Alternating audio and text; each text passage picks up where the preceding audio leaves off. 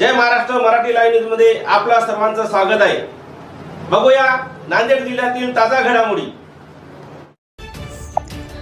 हदगाव येथे भोई समाज बांधवांचा निर्धार मेळावा संपन्न। नांदेड जिल्हा समन्वय समिती भोई समाजच्या वतीने कार्यक्रमाचे आयोजन करण्यात आले होते।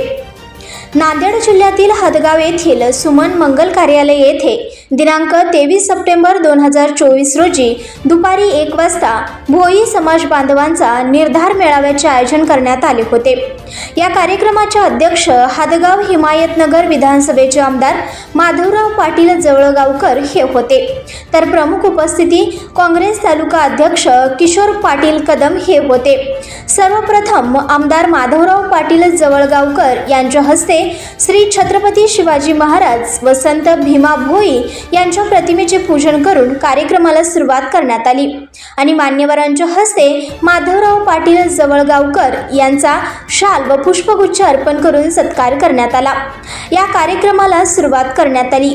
या कार्यक्रमाला हदगाव हिमायतनगर तालुक्यातील भोई समाज बांधव, महिला वर्ग, आबालवृद्ध, तरुण तरुणाई मोठ्या संख्येने उपस्थित होते। जाणून घेऊया आमदार माधवराव पाटील जवळगावकर यांची प्रतिक्रिया। आज या ठिकाणी सर्व भोई समाज बांधवाचा एक छोटेखानी आम्ही या ठिकाणी काही अडीअडचणी विचारविनिमय करण्यासाठी सर्वांची या ठिकाणी चर्चा झाली। भोई समाजाच्या ज्या काही मागण्या आहेत आणि अतिशय रास्त मागण्या, एक तर ओबीसी घरकुलाचा गव्हर्नमेंट जाहीर करते आणि त्याच्यामध्ये काही त्या ठिकाणी मग म्हणजे भोई बांधव असतील, त्या ठिकाणी अजून कुठले समाज जे ओबीसी मध्ये आपण ग्रह धरतो, पण एनटी त्यांना त्या ठिकाणी लाभ त्या घरकुलामधून होत नाही।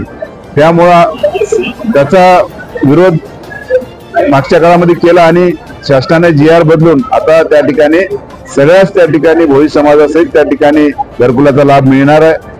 दुसरं, समाजासाठी जे नवयुवक आहेत त्यांनी कुठेतरी आता शिकलं पाहिजे, यांनी कुठेतरी आता शेवटी शिक्षणाशिवाय पर्याय नाही, म्हणून समाजाला शिकायचं म्हणजे समाजाचा व्यवसाय हे मच्छीपालन याच्याशिवाय कुठला त्या ठिकाणी इन्कम सोर्स नाही। त्यामुळं समाजाच्या लेकराला जर शिकायचं असेल, नांदेड सारख्या ठिकाणी राहायचं असेल तर आज आर्थिक बाजू कमकुवत असल्यामुळे त्या ठिकाणी शक्य होत नाही। अशा वेळेस शासनाने प्रत्येक जिल्ह्याला भोई बांधवासाठी हॉस्टेलची त्या ठिकाणी निर्मिती करावी, हे सुद्धा आमची त्या ठिकाणी शासनाला मागणी राहील।